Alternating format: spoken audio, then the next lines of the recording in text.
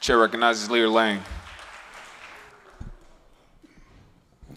Thank you, Mr. Speaker. I rise on a point of personal privilege. Please proceed, sir. Mr. Speaker, today I went to the committee meeting of the Human Service Appropriations Committee. I don't normally visit committees that I'm not presenting a bill on or sitting on, but I felt there was an important point that needed to be made today, or wanted to hear the answers about the important point. As you all know, it's come out that the Secretary of Education has been paid a salary, or is getting a salary of $250,000 a year, and it was determined, Mr. Speaker, that these dollars came out of the Human Service budget, or the Department of Human Services. And I, like most of my colleagues, certainly on this side of the aisle, and maybe those who are honest on that side of the aisle, would say, well, wait a minute now. We are cutting funding for people with epilepsy, and we are cutting funding for the autistic, and we're cutting funding for adult daycare, and we're cutting funding for immigration line items, and we're cutting here and we're cutting there out of Human Services, and yet we're paying the Secretary of Education out of the Department of Human Services, and I wanted to see what that was all about. I've certainly had some constituents ask me about it. And when I went to the hearing, I have to tell you, ladies and gentlemen, that I was appalled by what I heard. What I heard was someone representing the administration that refused to answer a straight question. What I heard was somebody who insulted the members of the committee who asked straight questions. What I heard was a person who changed the subject and refused to address the purpose of the subject matter hearing. He did a fine job sticking to his script, I will tell you.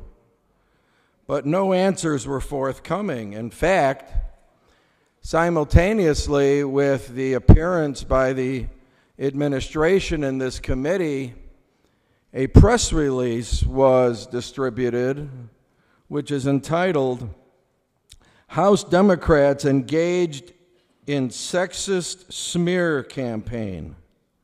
A sexist smear campaign.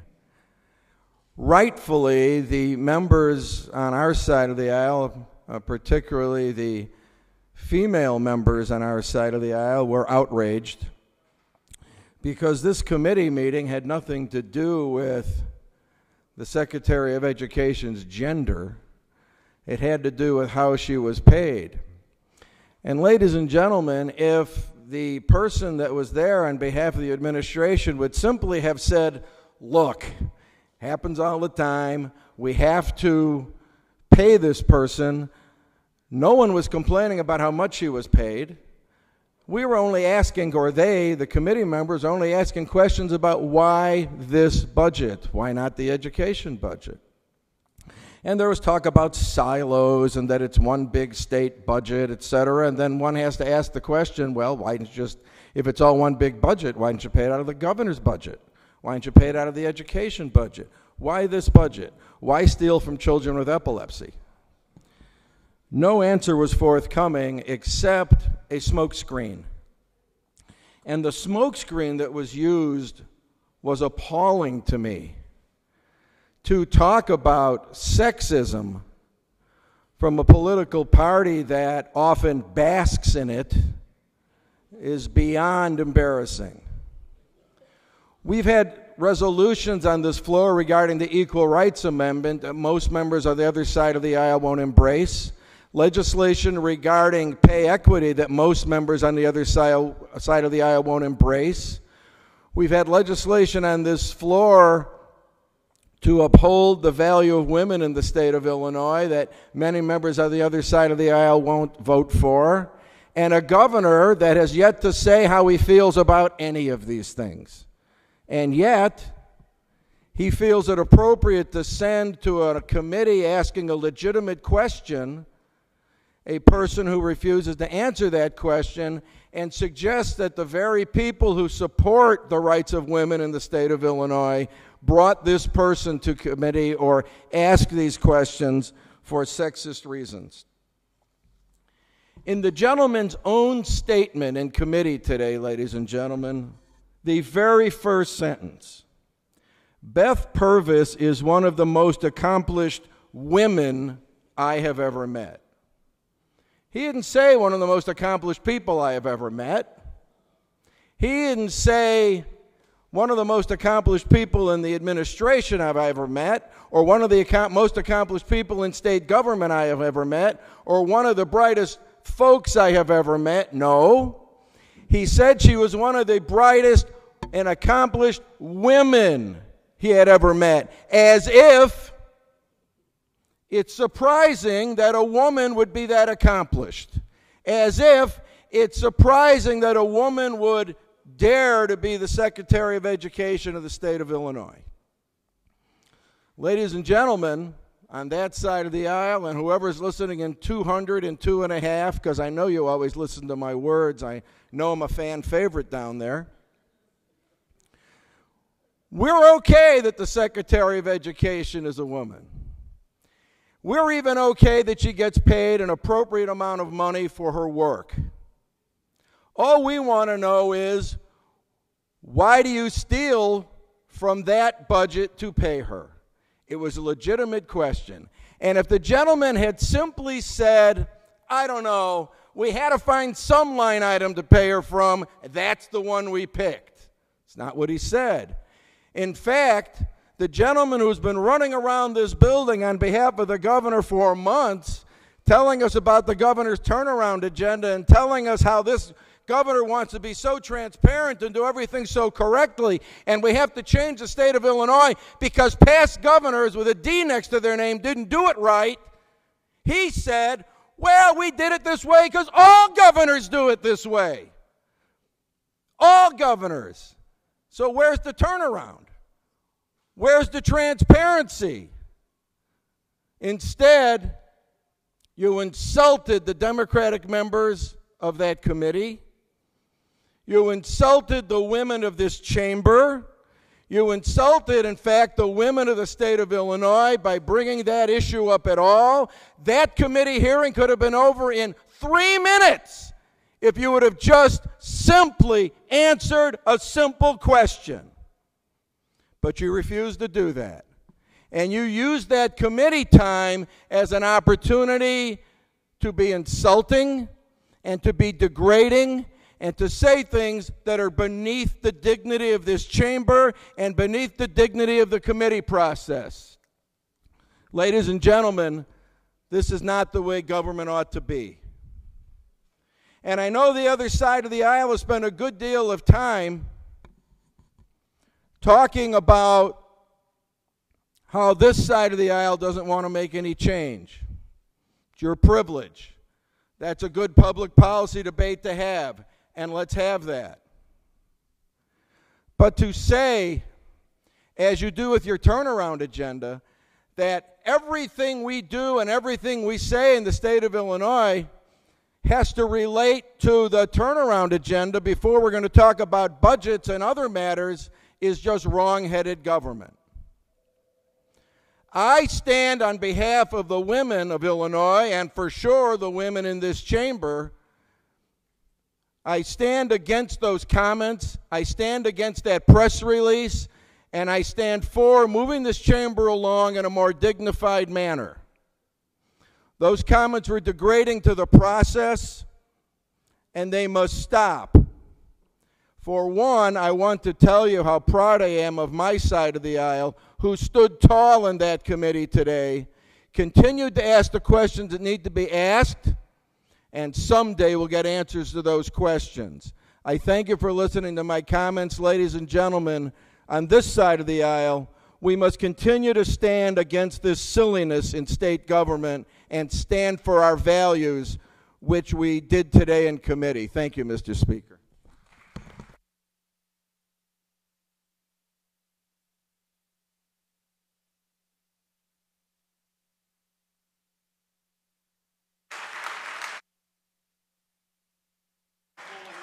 The chair recognizes Representative Sandack. I rise on a point of personal privilege. Please proceed, Representative. So I guess I now know why we're down here. So we are brought down on the facade of a workers' comp bill that was jammed down our throats, but why we were really here was to hear that political speech. And make no mistake about it, it was a political speech. I counted the word insulting. It was used 4 times. Guess what? I'm going to use it a 6th time. It was insulting by its very terms.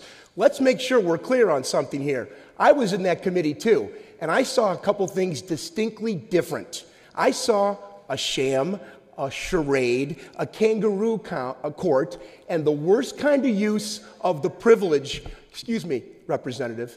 It's my point of personal privilege. Push your button, and you can talk next. Bottom line here is, we were subjected, a friend of mine used the hockey analogy. I'm going to use it again. I know folks in this chamber, many of whom have only been around when the D's control everything, are used to 5-on-3 hockey. I'm sorry, it's now 5-on-4. And now that we're in extra innings, it's kind of 5-on-5.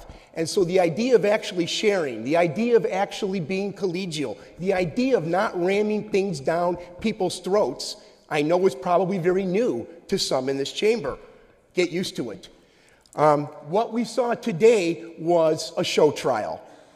The administration was brought downstairs to be ridiculed and lectured to, not unlike we just heard right now.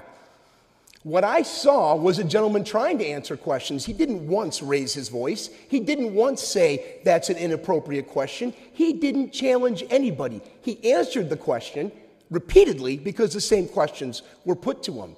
Yes, the people asking the questions didn't like the answers. Surprise. They didn't like the answers. That's not being rude. That's standing tall and saying, this is my answer. Some took offense to the fact that the gentleman called it a sham. Well, I'm sorry, it was. Lest you have any doubt about that, watch it.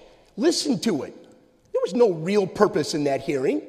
It was intended to try and embarrass and humiliate the governor and the person they decided to hire. And the idea that no one was complaining about her salary is absolutely laughable. The idea that salary is going to take away kids from epilepsy or autism or hurt grandma, that was intended as a show trial.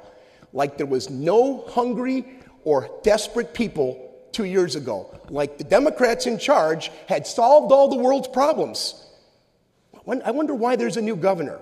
There's a new governor because the folks in charge are now being challenged. And I know, back to that 5-on-3 analogy for hockey, y'all don't like it too much. I get that. But guess what? That bill we just passed is going to be vetoed.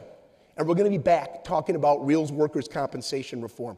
One of the points I had just made, I think I made it subtly, and I tried to make it politely, is why are we rushing now? There's nothing to rush about. We're in extra innings here because the speaker says we're in extra innings, but we're not. The governor's not going to sign that bill. You know that. I know that. But back to the gentleman's comments. He used the word, I'm sorry if I'm boring you. You guys brought us down here. It's my nickel now. Come on. You don't like it? I'm sorry. No, really, I am. I'm sorry we're down here. I'm sorry we're wasting people's time. I'm sorry I was just subjected to a harangue, a political speech on the floor of the House. It was inappropriate. It was an inappropriate use of our time. Us being here right now is wasteful. And let's make sure we're clear. The speaker brought us down here, not the governor. We're here, we're being paid, and we're down here turning the lights on and having these conversations because the Speaker of the House said come down and pass a bill that won't be signed. That's why we're here right now. Or maybe you're being paid. You're being paid too much.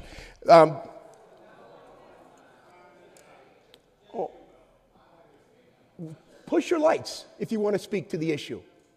The fact of the matter is we have just been subjected to a political speech, a political harangue that was insulting, one-sided, and absolutely unfair. And I'm sure the gentleman thinks he's going to get something done with this governor with those types of speeches. He won't. It's not a good message. It's not trying to further collegiality and bipartisanship. We're going to keep coming down here and doing this. Things are going to be worse, not better. So let's not have show trials. Let's not try and play gotcha politics. Let's not try and embarrass people. Let's pass bills that have a chance of actually getting signed. Let's start working together. Is that too hard? I know the 5-on-3 thing is cool. I know it's fun to have the puck in one zone, but you're going to have to actually play nice now, or things will be coming back. And I know that's hard to swallow, but the fact of the matter is the people of the state of Illinois have hired a new governor because the governors before him weren't so good. Because the bills, by the way, you guys just passed a budget that's $4 billion out of balance. And I'm sure that's the governor's fault on that one too. Good, we have a gentleman that's going to speak. Ladies and gentlemen, it's time to actually work together and stop dehumanizing and standing on this floor with political charades. It's unfair, it's not helpful, and it's a waste of time. Thank you, Mr. Speaker.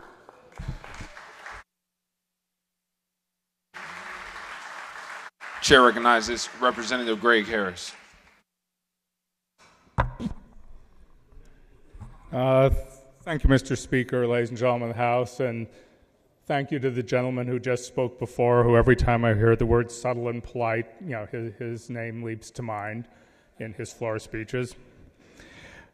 And, for also having introduced to us the word sham and perhaps ShamWow, another word he might use.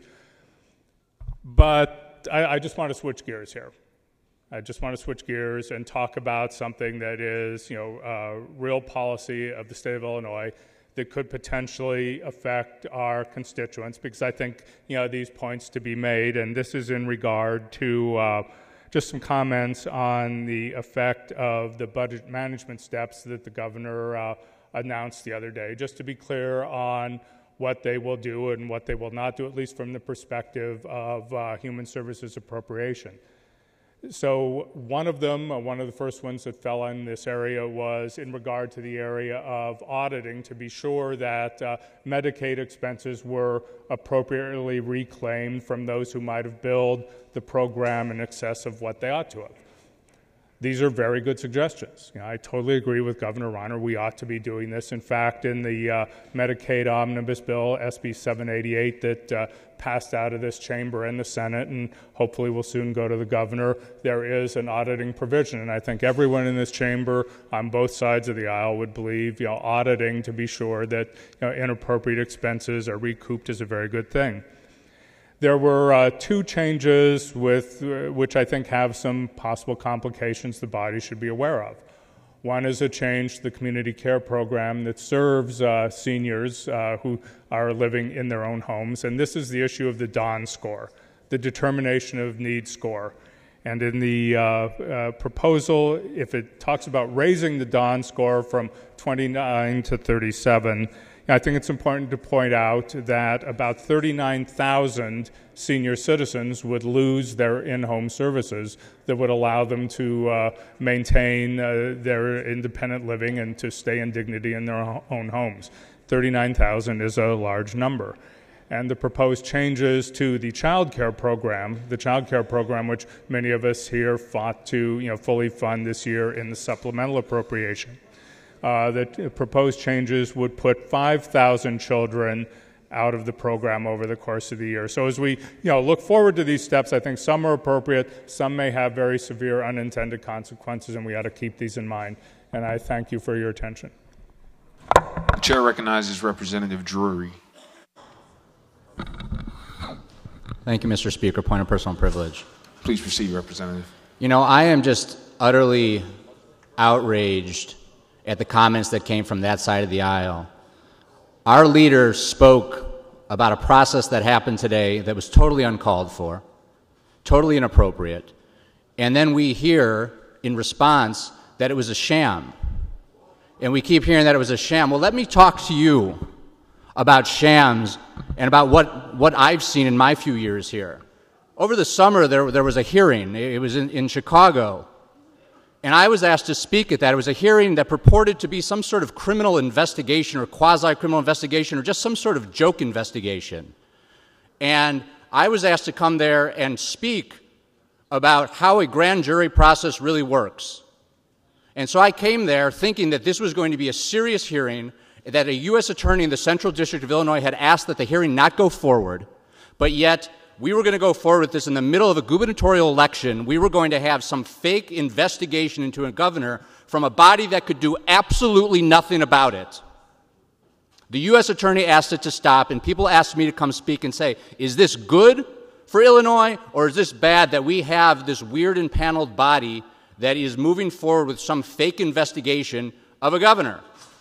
And so I spoke. And I spoke neutrally about it. I spoke from my experience. I admitted, I said, I am not the most experienced person when it comes to politics, when it comes to General Assembly, but when it came to grand jury investigations, I was positive that I had more experience than anybody sitting on that panel, especially when it came to the federal side. And I said that we are hurting the state of Illinois, we are hurting our credibility, we are hurting an investigation into the governor by having that fake investigation go on. Because by making it public, we were hurting a grand jury investigation that the U.S. Attorney asked that we stop. And you know what the response was to me? I can't believe you're political. I can't believe you're doing this. I did nothing but go there in good faith. So if there were any shams going on here, that was the sham. And this reminds me of a commercial that I saw when I was a kid, and it wasn't about hockey and it wasn't about baseball. It was from Partnership for a Drug-Free America. And you all may remember this. A dad goes into his kid's room, and he's holding a little cigar box, and he opens it up. It has needles and joints and all this stuff. And he says, where did you learn this? Where did you get this stuff? Where did you learn this? You know what the kid said? I learned it from you, Dad. Take a look in the mirror.